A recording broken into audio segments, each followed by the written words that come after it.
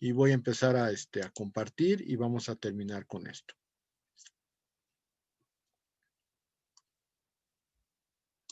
Ok. Ok, ya están aquí y vamos a hacerlo grande. Ahí está. Ok, bueno.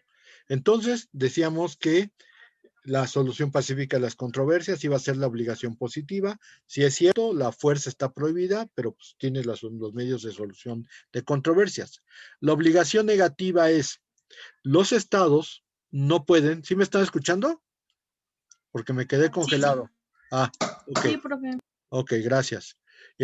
La obligación negativa es que la fuerza no puedes usarla, pero aún más, no puedes ni amenazar que vas a usarla. O sea, nosotros manejamos en medio internacional de que la fuerza ni se usa, pero ni siquiera amenazas que se usa. Es como el típico caso de cuando estaba chamaco y le hacías una travesura a un amigo o una amiga y la amiga volteaba y te veía con ojos de pistola y te decía, vas a ver. ¿Qué significaba eso? Que le iba a decir a tu mamá y ya se iba a seguir el chisme en la escuela, pero ese vas a ver es una amenaza del uso de la fuerza. Bueno, en el medio internacional no puedes hacer uso de la fuerza, pero incluso no puedes ni amenazar con usar la fuerza. Bajo estas condiciones, es una obligación negativa, porque tú no lo debes de hacer. No debes de hacer ni uso de la fuerza ni amenaza del uso de la fuerza. No puedes amagar a un Estado. Eso es la fuerza como prohibición en su sentido positivo y negativo. Aquí la idea es que, pues, como ya lo comentábamos, a partir de la Segunda Guerra Mundial, la paz se volvió una obligación jurídica. Ahora, ¿cuándo está permitida la fuerza? Esto es una situación interesante. Está permitida, primero, en acciones coercitivas internacionales. De estas acciones coercitivas internacionales ya hemos platicado mucho, pero vamos a tener que volver a hacerlo. Solamente se han tratado de ejercer 2 veces esta acción coercitiva internacional. La primera se llevó a cabo en 1991 porque Irak fue a invadir a Kuwait en el Medio Oriente y los países dijeron que era un acto flagrante de violación de derecho internacional y encabezados por los Estados Unidos, que pues ustedes saben que maneja casi todo su petróleo de Oriente Medio, pues se armó una rebaratinga en las Naciones Unidas. Las coyunturas se dieron porque en 91 es cuando se desintegra la Unión Soviética y pues la Rusia quería estar muy bien con los Estados Unidos, principalmente por los préstamos de dinero, y entonces sucedió que se dio la coyuntura para poder invadir, más bien defender a Kuwait frente a Irak. Llegaron a Kuwait bajo la famosa tormenta del desierto, iniciaron las hostilidades y fue tanta la fuerza que tenía la fuerza multinacional de las Naciones Unidas, legítimamente presentada por los Estados Unidos, que no tardó más de 15 días cuando Irak ya estaba retirando sus tropas de Kuwait y ya estaban acogiendo a las fronteras iraquíes. Esa fue la primera vez, la única vez en que se hizo de manera correcta. Después vino en el 2001, ya lejano, 2001, la caída de las Torres Gemelas. Y acuérdense ustedes que Estados Unidos trató de hacer una embajada, una acción de fuerza coercitiva por parte de las Naciones Unidas en contra de Irak, diciendo que en Irak se estaban haciendo armas químicas y bacteriológicas, porque se estaban preparando para una guerra contra Estados Unidos. Lamentablemente, los inspectores de la ONU hicieron inspecciones en Irak y descubrieron pues, que no había ninguna fábrica. En todos los lugares donde dijeron, ahí está escondida la fábrica, fueron los inspectores de la ONU y dijeron, pues no, no hay nada. Y lo peor fue que entonces cuando Estados Unidos vio que las Naciones Unidas no iban a ayudarle a ejercer una acción coercitiva en contra de Irak, él se fue solito. Y desgraciadamente en esa invasión que se dio a Irak por parte de las fuerzas de los Estados Unidos, acompañados por los británicos y otros ejércitos de otros países, pues resultó ser que al pobre Saddam Hussein lo tiraron del poder y acuérdense que lamentablemente lo encontraron en una especie de mina y terminaron ahorcándolo después de un proceso pues más que nada muy lejano de la realidad. Esta situación ocasionó para este momento la situación de la acción coercitiva solamente se ha hecho una vez y solamente se ha permitido una vez. Las otras no han sido. Ahí Estados Unidos optó por su propia, con su propia convicción, no legitimado, como fue en 1991, en donde sí hubo una acción coercitiva por parte de las Naciones Unidas. Te insisto, es la primera y única vez que se ha hecho esta acción coercitiva. Después, en legítima defensa, los estados tienen permitido el uso de la fuerza para actos de legítima defensa, que hay que identificar que puede ser individual o colectiva. Individual, cuando el Estado va a hacer uso de sus propios medios de defensa para evitar un daño que es inminente, irreparable y que va a causar daño. En este caso, pues el ejército usa su propio ejército, el Estado usa su propio ejército para eliminar la posible amenaza del exterior. Cuando es colectiva, colectiva se dice que es cuando existe un tratado ¿cómo se llama? Un tratado de ayuda militar recíproca y que entonces todos los estados que son aliados del invadido inmediatamente se lanzan en contra del otro estado porque existe la obligación del tratado. Cuando fue lo del año 2001, la caída de las torres, todos los miembros de la OTAN, todos, empezando por Reino Unido, inmediatamente que tiraron las Torres Gemelas a los Estados Unidos, inmediatamente saltaron y dijeron, ¿con quién es el tiro? ¿Con quién es el tiro? ¿Por qué? Porque ni siquiera sabían con quién iban a pelearse. Hay que recordar que en el caso específico, el problema con las caídas de las Torres Gemelas es que lo hizo Al Qaeda, no es que haya sido algo de un estado específico. Y entonces, pues lo que se le ocurrió al señor George Bush fue hablar de una legítima defensa preventiva, como tratando de justificar que podían acudir a Afganistán, a Irán, a Irak, como países que apoyaban al terrorismo. Desgraciadamente, pues sabemos nosotros que Afganistán sí fue invadido, sabemos que Irak sí fue invadido bajo argumentos falsos y lamentablemente Irán pues es el único que ha permanecido fuera de estos ataques porque llegó un momento en que Irán logró convencer a los Estados Unidos de que no estaban haciendo armas químicas, tienen programa nuclear pero es para otros fines.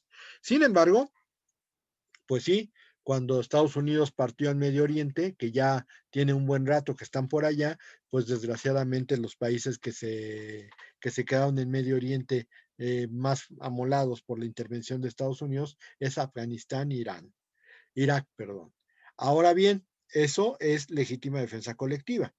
Ahora, la otra fuerza, el otro permiso para la fuerza, pues es algo muy retrógrado, pero pues, desgraciadamente existe. La Carta de las Naciones Unidas lo permite y dice que se puede permitir la fuerza en contra de los ex enemigos de las Naciones Unidas. Aquí hay mucho que discutir. Uno, ¿quiénes eran los enemigos de las Naciones Unidas? En este momento, finales de la Segunda Guerra Mundial, los enemigos de las Naciones Unidas eran Alemania, Italia, Japón y sus aliados. Pero la Segunda Guerra Mundial se acabó hace, ¿qué? ¿Cuándo se fundó la ONU? 24 de octubre de 1945 y la guerra se terminó desde agosto con la caída de las bombas en Hiroshima y Nagasaki. Entonces la pregunta es, ¿a Chihuahua? ¿Y por qué se mantuvo eso en la Carta de las Naciones Unidas? Tal vez pudo haber durado 3 o 4 años, pero debieron de haberlo retirado. Pues no lo retiraron. Y lo peor, Alemania, Japón e Italia y sus aliados ahora son parte de las Naciones Unidas. Entonces la pregunta que todos nos hacemos es, ¿y por qué mantienes el uso de la fuerza permitida en contra de los ex enemigos de las Naciones Unidas? Y hay que entender, las Naciones Unidas, como ya lo dijimos en su momento, pues eran Estados Unidos, Gran Bretaña y la Unión Soviética. A ver, algunas veces Francia y algunas veces China. Y entonces, ¿por qué sigues manteniendo? ¿Por si alguien se te descarrila? Porque tienes que tratar de tener una interpretación amplia y entonces pueden generarse enemigos de las Naciones Unidas. ¿O por qué lo dejaste? Obviamente es una situación que es muy compleja, no es tan sencilla, pero está en la Carta de las Naciones Unidas todavía al día de hoy. Y entonces la pregunta es, ¿no se deberíamos de pensar que ya desde el 45 a la fecha han pasado más, cerca de 60 años, no sería necesario que hubiera un cambio en la Carta de las Naciones Unidas y todavía se sigue utilizando el decir, es que no, como está bien, pues no puede estar bien. Ahí tenemos uno de los mayores errores que todavía tiene la Carta de las Naciones Unidas y que todavía está ahí. Entonces, pues bueno, pues está permitida la fuerza en contra de los ex enemigos de las Naciones Unidas. Digan ustedes qué barbaridad.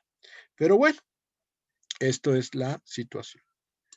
Ok, vamos con otro punto que también contribuye mucho al derecho de preguerra, la carrera armamentista, o como muchos queremos verlo, como lo maneja nuestro país, nosotros hablamos del desarme. Hay que recordar que en los primeros años del siglo XX ya se había tratado de regular de alguna forma la guerra. Sin embargo, la Primera Guerra Mundial fue tan fatal que desgraciadamente muchos instrumentos de guerra que antes eran nada más de la fantasía empezaron a utilizarse en la Segunda Guerra Mundial. Fue la Primera Guerra Mundial en donde se utilizaron aviones. Fue la Primera Guerra Mundial donde se utilizaron submarinos. Es la guerra mundial donde se utilizaron gases mostaza, bacterias, eh, eh, armas químicas. Entonces, aquí debemos de entender. Si ves, si es bien cierto, la historia es muy sabia. En México ya había habido una guerra bacteriológica. Hay que recordar que cuando Cortés es perseguido por Pánfilo de Narváez, un negro que venía con Pánfilo de Narváez traía viruela. Y eso fue fundamental en la conquista de México. ¿Por qué? Porque técnicamente en América la viruela no era una enfermedad que se conociera. Y fue tan la mortandad de México con la viruela que trajo esta persona de raza negra, que desgraciadamente yo lo podría considerar como lo que es ahorita el COVID.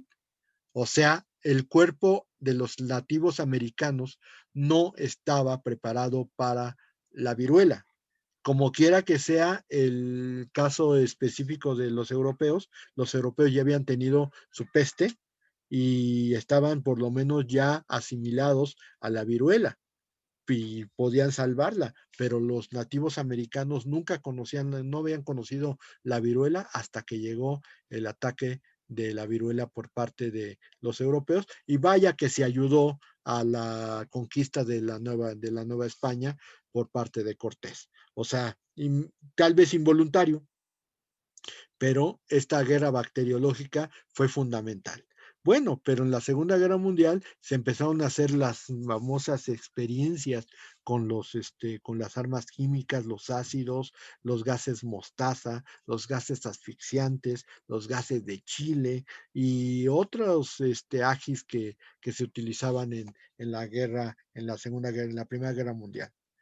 Obvio es que se tenía que hacer una regulación, y lo que sucedió fue que las primeras conferencias que hablan de regulación de armas, pues son las conferencias de La Haya, son dos, la de 1899 y la de 1907, principalmente buscando que las guerras fueran un poquito más humanas dentro de lo posible que pudiera ser una guerra. Por ejemplo, están prohibidas en la guerra las balas expansivas. ¿Por qué? porque la bala expansiva, cuando choca con un cuerpo sólido o con un hueso, lo que hacen es estallar. Entonces, pueden ser tan mortíferas que las esquirlas te pueden rebanar el brazo. Y está bien que te maten, pero que te maten con cierto grado de humanidad. O sea, no te tienen que despedazar para que te puedas morir, ¿no? Entonces, pues está bien que te maten, pero que no te despedacen. Por eso las balas expansivas están prohibidas en la guerra. Y eso se siguió manejando con otros criterios en cuanto a la producción de armas químicas, gases mostazas, asfixiantes y todos estos que se utilizaron en la Primera Guerra Mundial. Bueno, pues medio ha de haber funcionado. Sí, pero acuérdense ustedes que desgraciadamente el Tratado de Versalles no dejó muy contentos a los alemanes y Hitler lo que hizo fue rearmar a Alemania. Pero ¿cómo la rearmó? Pues si bien es cierto, no podía usar gases mostazas ni todas estas cosas que muy domésticamente utilizaron con los pobres judíos en las famosas duchas que les daban los alemanes, pues aquí el problema está en que los alemanes empezaron a desarrollar otro tipo de armas que fueron los misiles. Es decir, con base en von Braun, que fue el científico alemán que desarrolló los cohetes, pues el primer cohete que llegó de Alemania hacia el Reino Unido, von Braun le preguntaron qué había sentido y él dijo, pues tuvo éxito, pero cayó en el planeta equivocado. Y hay que recordar que, por ejemplo, von Braun fue científico por parte de los Estados Unidos después de la guerra y él fue el que preparó todo el sistema para poder llegar a la Luna. Por eso él decía, pues cayó, pues fue un éxito, pero cayó en el planeta equivocado, porque él siempre tuvo su visión hacia la luna. Él quería llegar a otro planeta. Bueno, a final de cuentas, la guerra a control remoto con misiles también estuvo muy en sus primeras etapas con Hitler, pero tuvo que volverse a regular muchas cosas.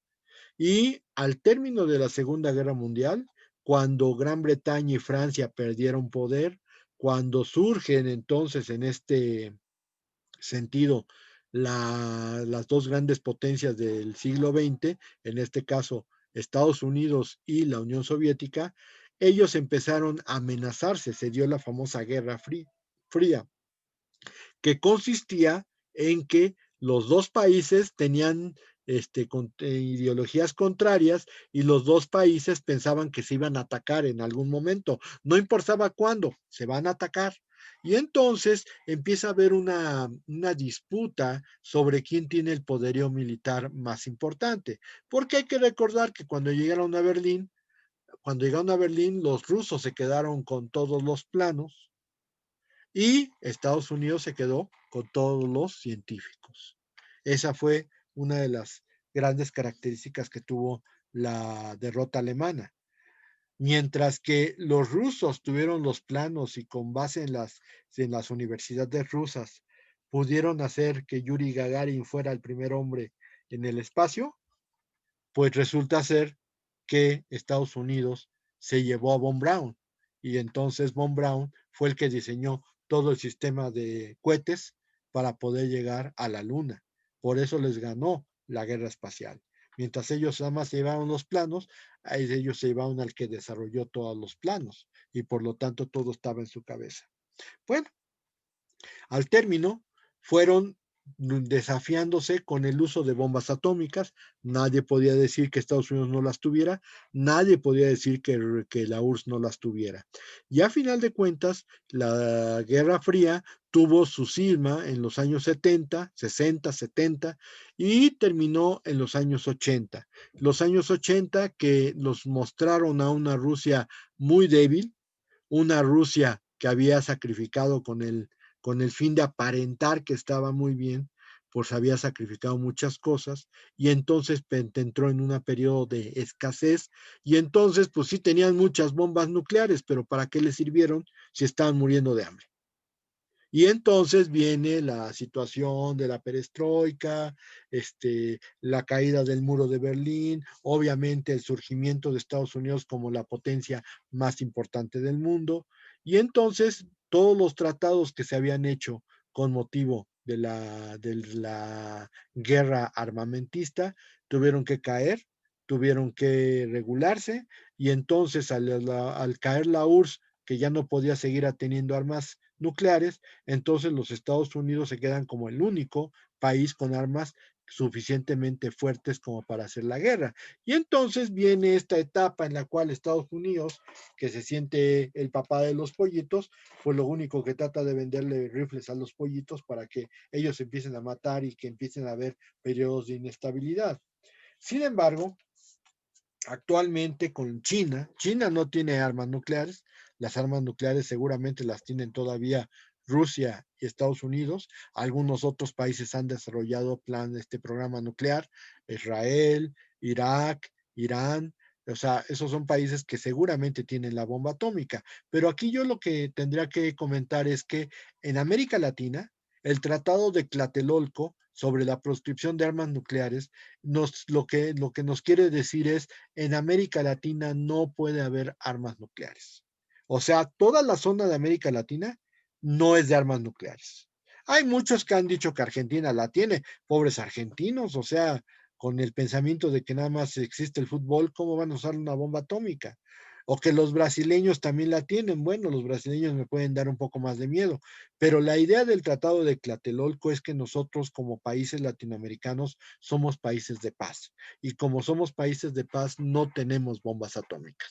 Por lo tanto, el Tratado de Tlatelolco que fue celebrado en 1967 tiene otros tratados que lo apoyan. El Tratado de No Proliferación de Armas Atómicas en América Latina, que es de 1969, y el Tratado de No Depósito ni Desarrollo de Armas Nucleares en América Latina, que es de 1973. Esto nos daría pie a pensar que en América Latina tenemos territorio libre de armas nucleares, ningún país tendría la capacidad para poder desarrollar armas nucleares y esa es la condición que todos pactamos porque nos interesa ser una zona de paz. O sea, nosotros no estamos buscando la guerra con nadie y por eso no armamos armas nucleares. Simplemente nosotros mantenemos nuestro territorio limpio. Y México, por ejemplo, tuvo el apoyo, en muchos casos, de Estados Unidos y de la URSS. Por ejemplo, tenemos un tratado firmado con la URSS de que la URSS jamás utilizaría armas nucleares en contra de América Latina. El único problema es que si se hubiera generado un problema, ¿ustedes creen que teniendo las armas no las hubieran utilizado, aunque tuvieran un montón de tratados? Es como el tratado de no agresión entre Rusia y Alemania, que lo primero que hicieron los alemanes fue y violarlo para poder atacar a Rusia en la Segunda Guerra Mundial. Entonces, el tener tratados así, pues lo único que te hace sentir es que pues no es la gran cosa. Lo que es muy importante de esto es que precisamente las puntas o más bien los miembros cantantes de las Naciones Unidas que buscaron la regulación de las armas nucleares por parte de Estados Unidos y la URSS fueron el mexicano Alfonso García Robles, y la sueca, la ministra, la canciller Heller. Y ellos dos ganaron el Premio Nobel de la Paz en 1900, si no mal recuerdo, 1980. Entonces tenemos un mexicano que ha ganado el Premio Nobel de la Paz, uno que ha ganado el Premio Nobel de Física, el desaparecido Mario Molina, y tenemos uno que ganó el Premio Nobel de Literatura, que es el caso de Octavio Paz, los tres orgullosamente UNAM. Entonces, nosotros somos la única universidad en México que tiene ganadores de Premio Nobel. Y precisamente los de Alfonso García Robles es precisamente por su etapa y su participación en el desarme del mundo. Hasta aquí le vamos a dejar. Vamos con las preguntas que tengan ustedes por ahí. Terminamos el viernes la actividad, el cuestionario 11 y la actividad 11 se van a hacer viernes, lunes y martes. Y esta, que la vamos a terminar el viernes, la empieza a entregar martes y miércoles de la semana que entra para tener evaluaciones. Ahora, por otro lado, quiero comentar que estamos ya en la última etapa. El último examen heterogéneo sería el lunes con esto de la unidad 12, con hasta aquí, y entonces tienen que recordar que son de todas, desde la 1 hasta la 12, ¿ok? Y es el último examen que van a tener.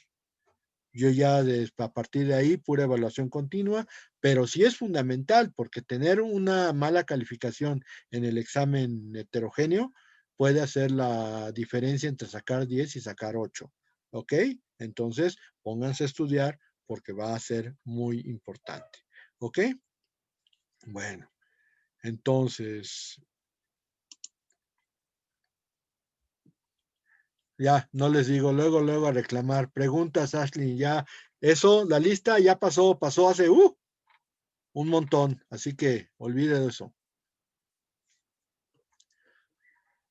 Y para la otra hay que tener mejores internets o mejores su máquina. Ya de un tiempo para acá no me ha fallado a mí. Bueno, entonces, preguntas. Yo, profe, no es tanto como pregunta, es algo que me ha saltado así como que con toda esa situación del COVID y eso, y ve que ahorita mencionó sobre, pues sí, ¿no? Como de esas guerras con bacterias y así. Ajá. ¿Esto también sería como una guerra Eh, o mire, meramente el pensamiento, ¿cómo diríamos nosotros? Calenturiento de Trump es que China desarrolló esto como un arma química. Ese es el pensamiento de Trump, muy discutible, la verdad. Y él amenazó que que quería que China le dejara investigar y que si por alguna razón había dolo o había descuido por parte de China, que él iba a atacarlo. Esa es la posición del señor Trump, que digo, insisto, es una posición muy calenturienta porque la verdad es que no. Mire, hemos utilizado tanto las cosas que desgraciadamente los virus, o sea, las bacterias ya sabemos que las podemos controlar y precisamente por eso se utilizó la penicilina para acabar con las bacterias, pero muchos decían es que la bacteria es lo más pequeño del mundo. No, espérense, los virus son más pequeños. Y lo peor del asunto es que el virus tiene una diferencia con la bacteria. La bacteria no cambia su ADN, es la misma bacteria y por eso se le puede atacar y se puede exterminar. Pero el virus muta, o sea, cambia de pronto. Y la virulencia, pues precisamente porque la primera enfermedad que sabemos que fue con virus es precisamente la viruela, pues obviamente va mutando y va mutando. Nosotros hemos sido muy descuidados. ¿Por qué hemos sido muy descuidados?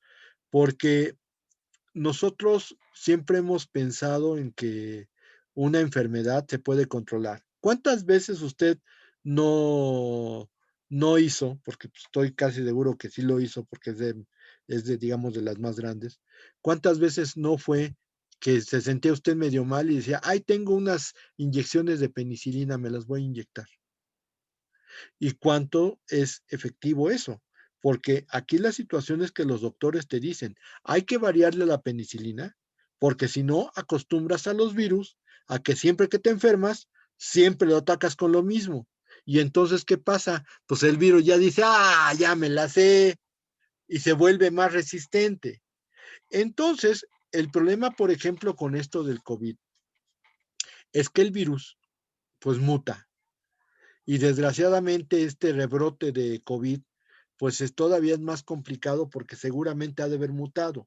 Y estos virus de una enfermedad que es tan simple como es una gripe, ha cambiado porque se le ha pegado a las aves, la gripe aviar, se le ha pasado a los puercos, la gripe porcina. Esta, quién sabe con qué la habrán comparado, combinado los condenados chinos, que ya ve que todo lo que se decía de tiempo allá, ¿no? Que se comían a los pobres murciélagos, que con eso se mutó el virus a murcielaguil, pero no le pueden poner este, gripe murcielaguil o algo así.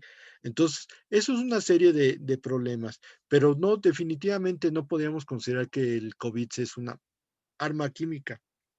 aunque es tan mortal que a lo mejor algún loco desesperado como el señor Trump ya lo va a poner en su laboratorio como arma química, puede ser. Pero bueno, o sea, yo hasta donde sé, no es debe ser una mutación, quién sabe con qué lo combinaron los condenados chinos, y desgraciadamente se volvió tan virulenta, tan letal. O sea, híjole, pues yo el único que he sabido que fue para allá y que regresó, pues es el señor Arturo González o el señor Gómez, que no sé si esté por ahí, pero pues, ¿con qué los trataron, niños? ¿Con antibiótico? Con antivirales, profe. Antivirales, pues antivirales. O sea, no es de una gripita cualquiera. Entonces sí está complicado, sí está complicado. Pero definitivamente no podemos hablar de que hay una intención militar en estos virus. Es una mutación, y una mutación como la que se dio aquí con los cerdos o como la que se dio en Asia con las aves y así. No podemos hablar. Igual, o sea, fíjense, los pobres animalitos, ¿qué culpa tienen? Pero una persona con COVID, yo no creo que los perritos o los gatitos tengan las fuerzas o las armas para poder repeler una cosa de esas. Pero puede ser tan rápida la mutación del virus que a lo mejor, ¿por qué no decir que a lo mejor se puede convertir en una fiebre gatuna o perruna? Eso también es posible.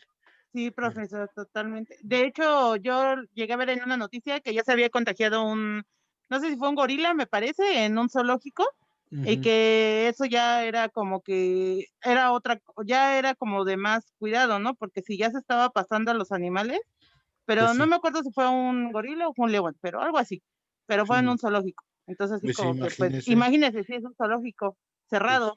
imagínese. Aquí alguien se cayó porque se oyó un ruido muy feo. ¿Me dejan ver? ¿Sí? Ok. No me Sí, tardo, profe. son 5 minutos los que faltan. Nada más voy a ver si están todos bien acá.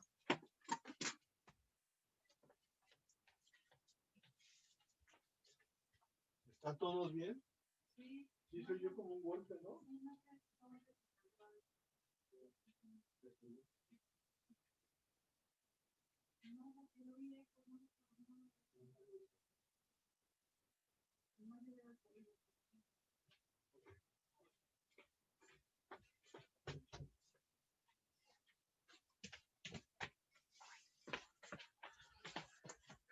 Bueno, parece que no fue nadie por aquí. Pero bueno, ok. ¿Otra pregunta? No, no hay ninguna. Ok, bueno. En el chat dice algo del uranio, profesor. Aquí, ok, dice García Gutiérrez, pero México, siendo rico en uranio, ¿no podría comercializarlo a países que creen armas nucleares? Pues no, porque estaríamos contribuyendo a la proliferación de armas nucleares. Déjeme decir algo que muy poca gente conoce, pero que es real. Aquí en México, el control del uranio es una de las ramas que son exclusivas del Estado mexicano, y el Estado mexicano tiene al ejército estudiando y utilizando los yacimientos, investigando los yacimientos de uranio. Y se presume que lo que se puede hacer con el uranio es del desarrollo de energías limpias. ¿Qué tanto las energías limpias? Pues las que permite el uranio, o sea, electricidad y algunas otras cosas. El único problema es que, pues, por ejemplo, en México, la única central nucleoeléctrica o de energía nuclear era, ¿cómo se llamaba este lugar? Laguna Verde. Pero pues ya debe de estar peor que la planta del señor Burns en Los Simpson. O sea, estamos hablando de que su creación fue en los años 80, como por el 87, y la verdad es que no sé si siga funcionando y con qué grado de seguridad. Yo creo que si somos ricos en uranio, deberíamos desarrollarlo para esos fines, no Sí sigue para funcionando la vendérselo. planta. Si sigue funcionando, Sí, pues pero en septiembre desarrollarla tuvo un problema ¿Cuándo tuvo un problema? en septiembre. En septiembre tuvo un problema Ajá, y sí, pues porque no se les da el mantenimiento correcto, entonces hay le digo muchas que está fugas. como la del señor Burns, ¿no? O sea, con chicles y lacitos, yo creo. Pero bueno, o sea, lo que deberíamos de pensar es en eso, no en vender el uranio para personas que hacen armas nucleares, eso no está bien, pero sí Pero debe, sí venden, ¿no? México sí ¿eh? vendemos uranio, ¿no? Sí vendemos uranio enriquecido, ¿no? A las potencias nucleares. Pues no, que yo sepa, no. Pues es que yo, bueno, no tiene mucho que vi una noticia donde México está en el listado que puede vender uranio. Sí, no, pero, o sea, aquí estamos hablando de que por tratados no sé, o sea, Ajá, o sea, podemos no lo vender puede uranio usar. a otros países, a menos que nos digan que lo usan para fines pacíficos y lo usen para desarrollo de armas nucleares, pero México se supone que no está, Ajá. no puede hacer ese tipo Sí, no de lo puede usar situaciones. para fines Entonces, a lo bélicos. mejor lo que nos compran es si es el uranio, sí, pero a lo mejor nos lo compran diciendo es que va a ser para fines pacíficos y ya lo usan para otra cosa, pero no es para una situación de armas. Dice, ¿cómo un Estado puede acreditar una legítima defensa o apelar a un no uso de la fuerza pública? No, bueno, en primera no es fuerza pública, es el uso de la fuerza, así nada más. Pero, ¿cómo se puede acreditar una legítima defensa? Cuando el acto que va a hacer el otro país es un acto inminente, es un acto que va a reparar un daño y obviamente usted va a ver perjudicada su soberanía. En esos casos es cuando se da la legítima defensa. Ejemplo, si de pronto se nos viene aunque sea una compañía del ejército de los Estados Unidos y se nos empieza a atravesar por la frontera, ¿qué presume que va a haber ahí? Es un ataque. Entonces, cuando hay ese tipo de actitudes, es cuando usted dice, pues me aviso que los señores nos están atacando con tropas de la frontera, vamos a hacer uso de la legítima defensa. Y ahí sin ningún modo de que algún estado diga, ay, no, pues es que nada más van a marchar y se regresan. No se puede. Eso es un acto de agresión. Lo vamos a ver en el siguiente tema, cuando hay agresión y cómo se va a manejar. Ok, bueno, entonces esa es la situación. Me queda menos de un minuto. Como ya se me está cortando muy rápido, señores, nos vemos el viernes para terminar este tema y empezar lo que sería el derecho internacional humanitario. Nos vemos. Hasta luego, que les pasen muy Gracias. bonito. Buenas noches. Hasta luego, profe. Hasta luego. Hasta luego. Que les vaya muy bien. Bye.